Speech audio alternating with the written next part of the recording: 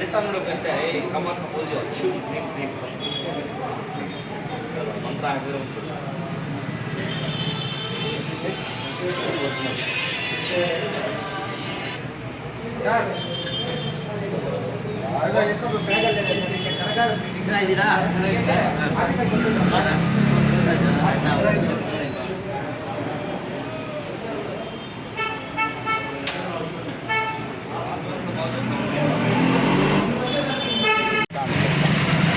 ಏಳನೇ ತಾರೀಕು ಹಸಿ ಕರಗ, 8ನೇ ತಾರೀಕು ಚಂಡಿ ನೃತ್ಯ, 9ನೇ ತಾರೀಕು ಕರಗ ಮಹೋತ್ಸವ, ಹೂವಿನ ಕರಗ, 10ನೇ ತಾರೀಕು ಮತ್ತು ಒನಕೆ ಕರಗ.